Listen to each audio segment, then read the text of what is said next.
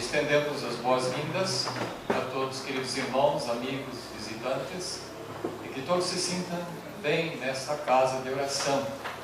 E de modo especial, estejam atentos à palavra que será exposta. E vamos orar também em nossos corações para que os anjos cuidem do ambiente, para que não nos aconteça nenhum mal. De modo que todos sois bem-vindos. Eu quero externar meus agradecimentos a Deus com maior extensão neste momento, porque tenho o grande privilégio de estar ao lado do meu filho, que esteve ausente do Brasil por alguns anos e está de visita aqui, e logo irá partir novamente para os Estados Unidos, levar a expor a palavra, e oremos em nossos corações para que Deus o dirija e que traga exatamente aquilo que necessitamos para a nossa edificação espiritual.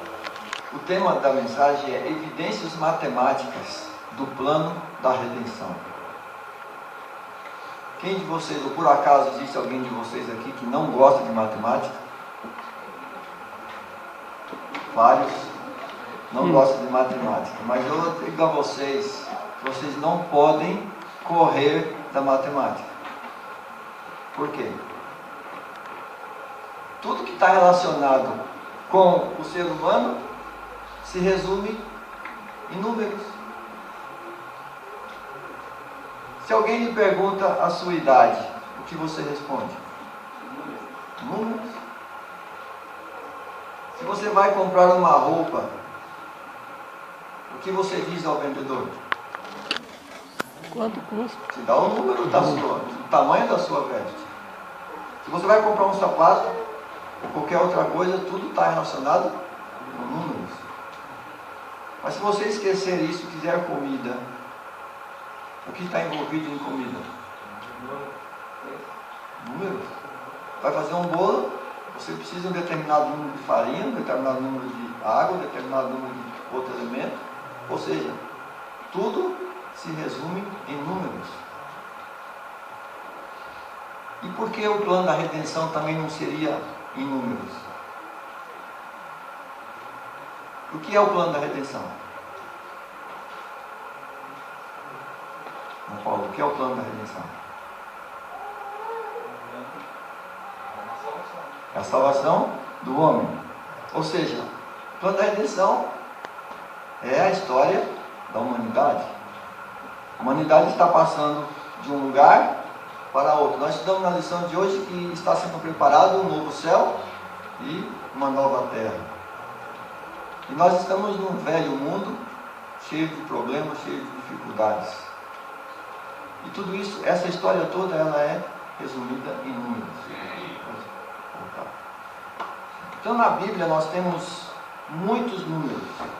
A Bíblia é carregada de números.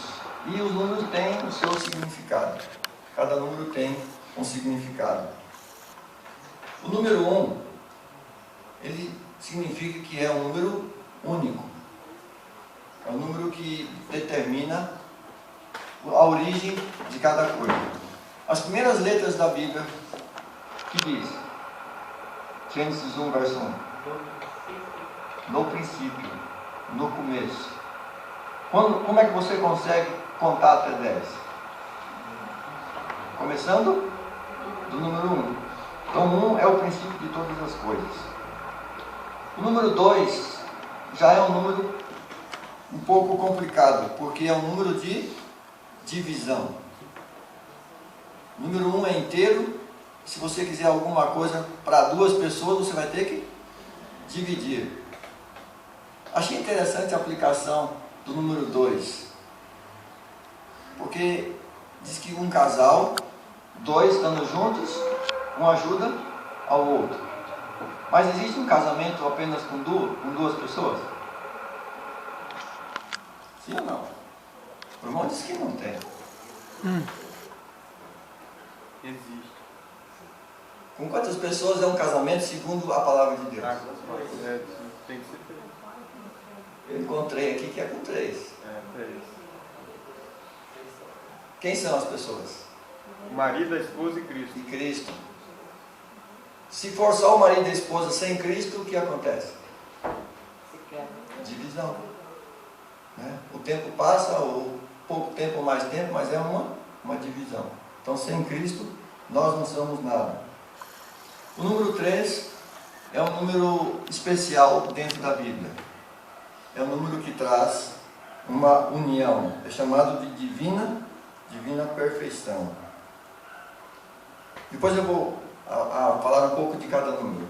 O número 4 significa o número da criação. Ou seja, Deus, que é o número 3 significa a divindade, mais alguma coisa é a criação. O número 5 é um dos números mais interessantes que nós temos na Bíblia, que é o número da redenção, o número da graça. Esse é o número que explica a nossa salvação em questão numérica. Né? O número 6 é o número do homem, o número humano. O número 7 é o número perfeição espiritual. Nós temos é o número que nós mais falamos e mais conhecemos na Bíblia, é o número 7. O número 8 significa a ressurreição, ou o novo começo. O número 9, finalização e julgamento. O número 10, uma ordem perfeita. O número 11, que tem mais ou menos a mesma significado do número 2, que é a desordem ou imperfeição. E o número 12, que é o governo perfeito. Então esses números, eles trazem um significado bem interessante em cada um. Nós já falamos do número 1, que é o princípio de todas as coisas, e o que nós temos escrito em Êxodo 20, verso 2. Gostaria que os irmãos colaborassem nesse sermão juntos. Êxodo 20, verso 2.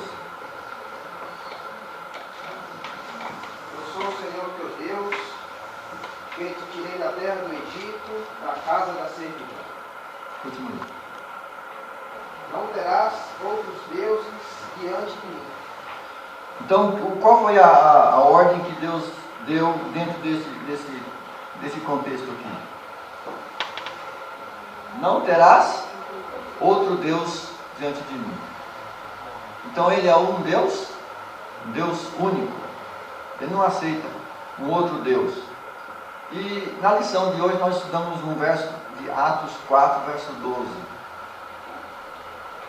O que diz lá em Atos 4, verso 12? E não há salvação em nenhum outro, porque abaixo do céu não existe nenhum outro nome dado entre os homens, pelo qual importa que sejamos salvos. Então, além de não existir um outro Deus, não há salvação além de Jesus, além desse nome. Então, o número 1 é único. Deus é o único que nos pode prover o que necessitamos e também a nossa salvação. Número 2, ele fala sobre divisão.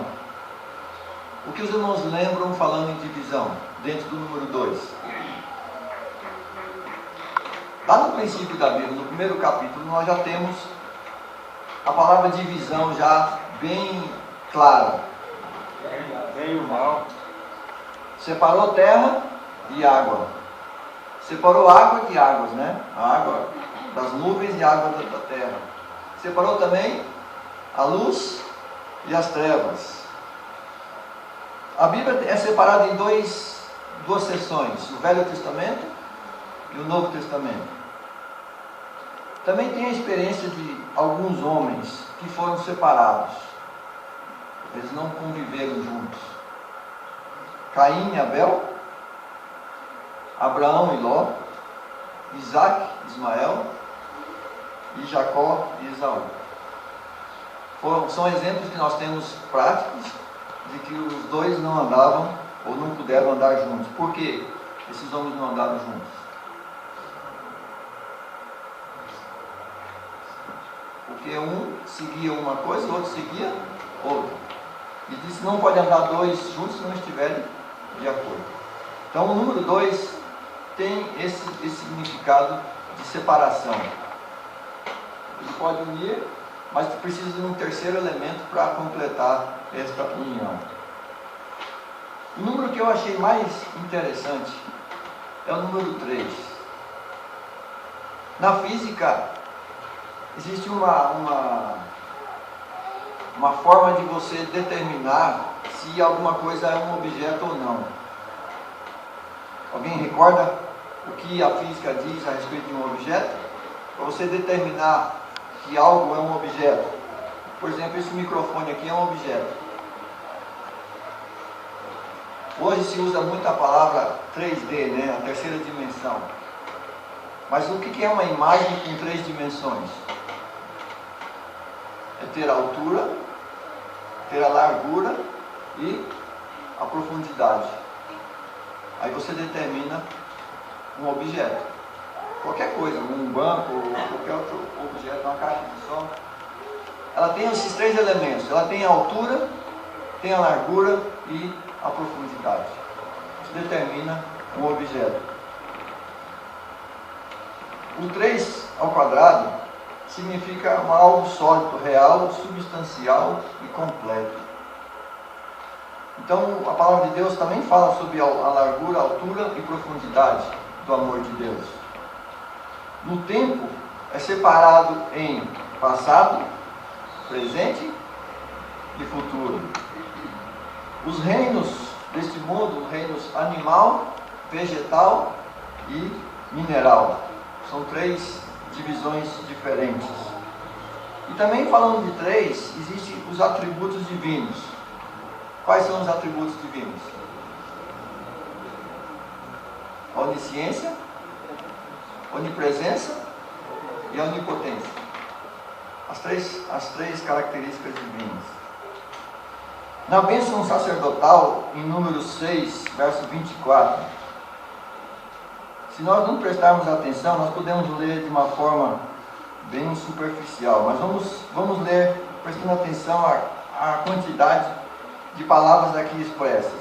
Número 6, 24. Diz assim, o Senhor te abençoe e te guarde. O Senhor faça resplandecer o seu rosto sobre ti e tenha misericórdia de ti. O Senhor sobre ti levante o seu rosto e te dê a paz. De quantos senhores está se referindo aqui? Quantos? 3 senhores. Quem são esses senhores aqui mencionados? Deus Pai, Deus Filho, Deus Espírito Santo. Meu perdido pecador, longe do meu Jesus, abatido e sem vigor, a perecer sem luz. Meu estado Cristo viu, dando-me sua mão, e salvar-me conseguiu da perdição. Cristo me amou e me livrou. O seu imenso amor me transformou. Foi seu poder, o seu querer. Sim, Cristo Salvador me transformou. Minha vida, todo ser, quero lhe consagrar. Ao seu lado vou viver, o seu amor cantar, a mensagem transmitir. transmitir aos que perdidos são, a